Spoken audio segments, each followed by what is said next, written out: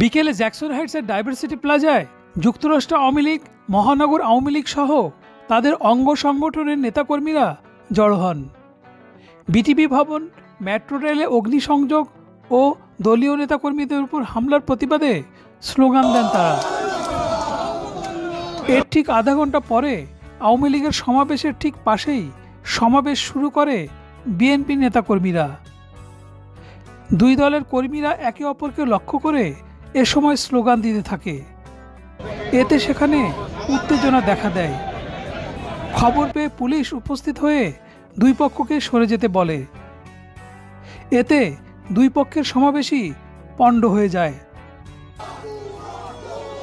এ সময় পুলিশকে বেশ মারমুখী হিসেবে দেখা যায়। সেখান থেকে তারা এক তরুণীকে টেনে হিঁচড়ে গাড়িতে তুলে নিয়ে যায়। সমাবেশের আগে আওয়ামী লীগ তাদের সমাবেশ সম্পর্কে TVN24 টেলিভিশনকে বলেন, হিসাবে একই রক্তের লোক, আমরা একই মাটিতে গড়ে উঠেছি, এই রক্তটা আমরা বৃথা যেতে দেব না। এই আমাদের যে রক্ত নিজেরা হানাহানি করার জন্য একজন আরেকজনের উপর ঝাঁপিয়ে পড়তেছেন।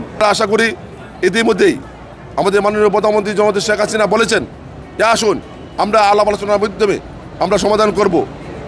তারা কিন্তু সেটা মানছে না। আজকে আমরা রাস্তায় নেমেছি এই আমাদের সন্তানের বিরুদ্ধে নয়, ছাত্র সমাজের বিরুদ্ধে নয়, সেই অপশক্তির বিরুদ্ধে।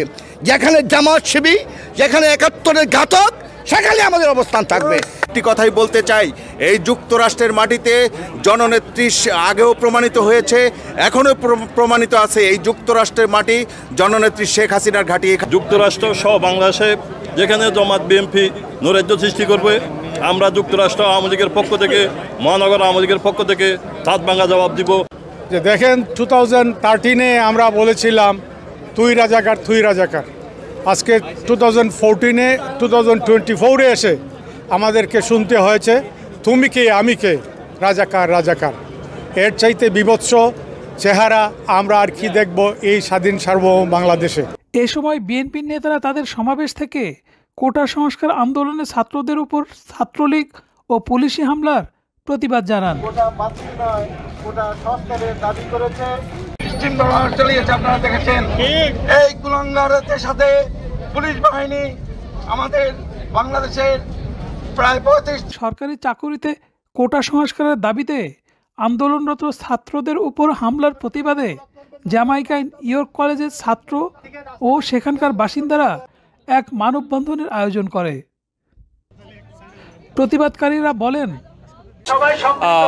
we are all witnessing like what they're doing, the government doing. All the students and all the students that are protesting, we want them to get what they want and we want justice for all. জামাইকাতে এই আয়োজনটা করেছে York কলেজের কিছু ছাত্রছাত্রীরা, এবং আমরা যারা অভিভাবক আছি তারা তাদের পাশে সঙ্গে আমরা দাঁড়িয়েছি। আমরা একত্রতা প্রকাশ করছি। আমরা অনেক কষ্টে আছি। আমরা যারা বাবা মা, সন্তান হারানোর ব্যথা, এটা যে বাবা মা তার সন্তানকে হারায় শুধু তারাই বোঝে। আমরা স্টুডেন্টদের দেশে যে অবস্থা এখন, ওনাদের পক্ষে দাঁড়াচ্ছি। তবে সমাবেশগুলোতে সকল দল ও মতের অংশগ্রহণকারীরা কোটা আন্দোলনকে সমর্থন করে উভয় পক্ষকে আরও সহনশীল হওয়ার দাবি জানান। তারা বলেন, আমরা চাই দাবিগুলো মেনে নিয়ে যেভাবেই হোক দুই পক্ষ শান্তির পথে ফিরে যাবেন এবং বাংলাদেশে শান্তি ফিরে আসবে। Shamim Ahmed, TVN24, new York.